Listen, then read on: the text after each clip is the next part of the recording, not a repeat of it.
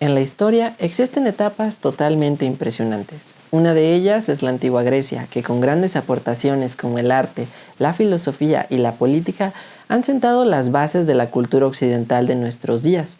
Pero también son la cuna de muchas historias y mitología interesantes, como Teseo y el Minotauro y la Odisea de Homero. Sin embargo, existe una que ha trascendido de forma única: la historia de una ciudad perdida en el mar, conocida y que la cultura popular ha adoptado en muchas formas, desde libros, programas y en este caso hablaremos de una película de Disney, Atlantis, el Imperio Perdido. Mi nombre es Pedro Araiza y esto es Corte A.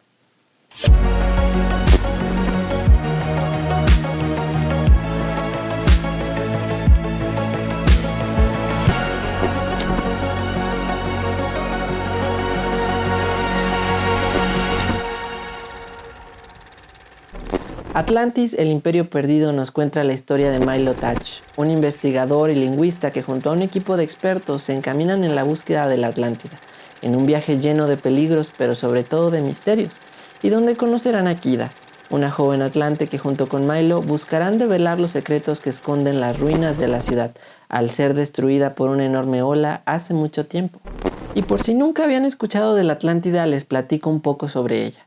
Fue una isla que, según cuenta la historia, fue por el emparejamiento del dios Poseidón y una mortal que se tuvieron múltiples hijos que gobernarían a esta isla y la convirtieron en una gran potencia militar como ninguna otra, llegando a conquistar gran parte de lo que ahora es Europa Occidental y Egipto, y de un tamaño tan grande como el continente africano.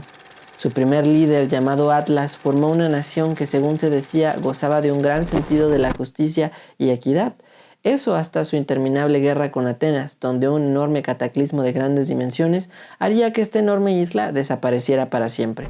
El relato de la Atlántida se encuentra en los diálogos de Platón, específicamente en los textos de Timeos y Critias, y durante mucho tiempo no sobrepasaron el carácter de relato mítico.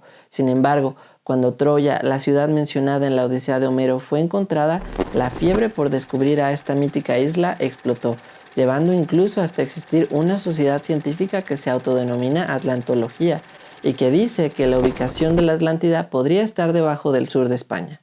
Sin embargo, hasta el día de hoy, esta isla permanece sin ser descubierta. Como pueden ver, hay toda una historia tras la verdad de esta ciudad. Sin embargo, con tan poca información es difícil separar la verdad del mito, y es aquí donde la historia de esta película comienza en 1996, cuando Disney Animation Studios había acabado de producir El Jorobado de Notre Dame y estaba en búsqueda de una nueva historia para llevar a la gran pantalla.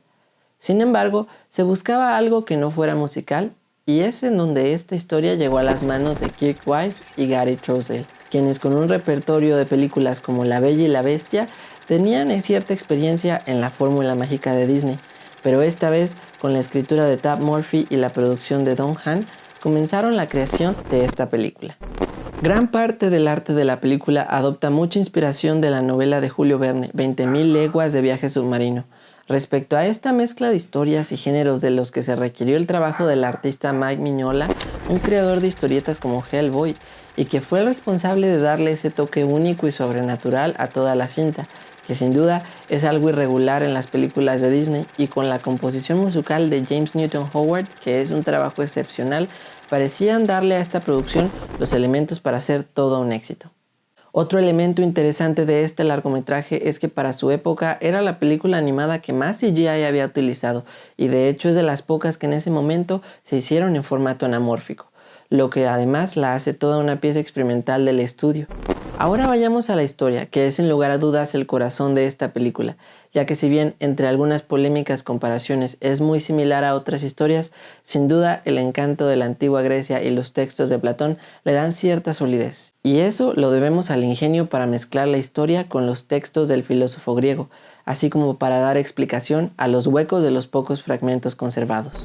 Comencemos por el inicio, que curiosamente comienza por el final del primer relato de la Atlántida en los diálogos de Timeo. Y en un solo día, una noche fatal, todos los guerreros de nuestro país fueron tragados por la tierra que se abrió, y la Atlántida desapareció entre las olas, rompiendo por completo el misterio detrás de este misterioso evento y haciéndonos testigos del momento que haría a esta mítica civilización pasar a la historia. Después, en la expedición conocemos a Ulises, el enorme submarino en el que nuestros personajes comienzan su viaje, que sin duda está inspirado en el famoso Nautilus, la nave del capitán Nemo en 20.000 leguas de viaje submarino, y que es la primera de las notas de este libro que observamos en la película, y que continúa por darnos una nueva adaptación del relato de Platón, que es el Leviatán, que si bien esto es una mezcla entre la obra de Verne y los textos de Timeo, ya que según se dice, después del cataclismo, los mares donde se encontraba la Atlántida acabaron siendo innavegables, y en este punto Disney hace una referencia a algo externo que hunde todo lo que se acerca y que le da a la película tonos de acción muy interesantes.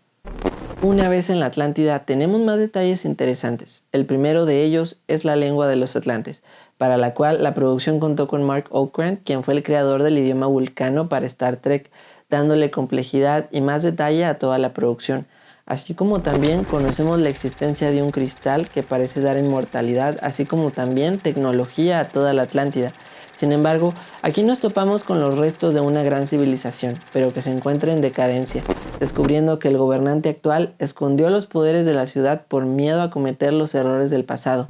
En los textos de Platón sabemos que la isla de la Atlántida contaba con una especie de recursos ilimitados, así como un tipo de cobre nunca antes visto. Todo esto proveído por el dios Poseidón. Sin embargo, cuando esta nación se volvió codiciosa y olvidó sus valores, fue decisión de los dioses castigarla, haciendo que lo que en los textos encontramos como divino, lo vemos traducido por Morphy en el cristal, que provee de todo poder a la Atlántida y que fue la misma causa de su destrucción. Todos estos elementos que nos entrega la película, aunados a una buena construcción de personajes y un buen desarrollo narrativo, nos dan toda una gran historia que con un presupuesto de $120 millones la hacían una apuesta muy ambiciosa por parte de Disney Animation Studios, con la idea de crear una secuela en formato de serie animada e incluso una atracción de Walt Disney World. Sin embargo, con una recepción que obtuvo una recaudación de poco más de $186 millones, todos estos proyectos, al igual que la Atlántida, quedaron sumergidos y nunca fueron concretados. Sin duda, Atlantis, el Imperio Perdido, nos lleva a una aventura épica y fuera de serie, y nos narra la historia de un pueblo que encuentra la paz y aprende de sus errores. Sin embargo, ¿qué más podemos aprender de esta historia? Hasta el momento seguimos sin encontrar la ciudad y es probable que nunca lo hagamos. Sin embargo, podemos tomar el relato de Platón como una advertencia. La historia de una civilización que fue dominada por ambición de su poder hasta que su propio egocentrismo la destruyó para siempre. Esta podría ser nuestra historia también, que de seguir por el camino en el que vamos, terminaremos siendo nada más que el vago recuerdo de una gran civilización de la que no quedan más que relatos. Y vaya que este fue todo un viaje en el tiempo, ¿no lo creen? No olviden dejarnos en los comentarios sus opiniones. ¿Sabían de esta película? Y bueno, amigos, esto fue todo por hoy. Mi nombre es Pedro Araiza y esto fue Corte A.